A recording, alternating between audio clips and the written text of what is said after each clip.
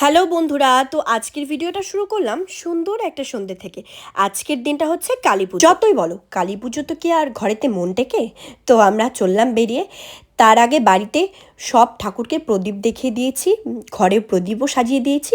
তারপর চলে আসলাম দোকানে। দোকানেও তো প্রদীপ জ্বালাতে হবে। তো এই যে আমার বাবা দেখো বোম ফাটাচ্ছে। দোকান থেকে চলে আসলাম মায়ের কাছে প্রদীপ দেখাতে। আমাদের দিনহাটায় তোমরা সবাই জানো কত বড় মায়ের মূর্তি, দেখেও ভালো লাগে। তো মাকে এইভাবে দেখতে না সত্যি খুব ভালো লাগে। আমি তো এক দৃষ্টিতে দাঁড়িয়ে দাঁড়িয়ে দেখছিলাম। তারপর এই যে আর এখানে কিন্তু অনেক বড় মেলাও হয়। তোমরা যারা যারা দিনহাটার বাইরে আছো তারা অবশ্যই এখানে ভিজিট করো। আর মাকে দেখলে তো তোমাদের মনটা শান্তি হয়ে যাবে। তো দেখো এখানে প্রদীপ টদীপ জ্বালাচ্ছি আর আমার মেয়ে আমার পাশে দাঁড়িয়ে টুকটুক করে সব দেখছে। এরপর চলে গেলাম আমার বাড়িতে। বাড়িতে গিয়ে বাচ্চাকে খাওয়ালাম। তারপর একটু শাড়ি পরলাম, একটু শাড়ি পরতে ইচ্ছে হলো। তো এই যে শাড়ি পরে এখন একটু ফটোশ্যুট করছি। আর এইদিকে দেখো আমি একটা ব্লান্ডার করে ফেলেছি, ভিডিও করব বলে তারাবাতিগুলো ঘোরাচ্ছিলাম। আর এখানে আমার ফানুস রাখা ছিল, কিটক্যাট বোমগুলো রাখা ছিল।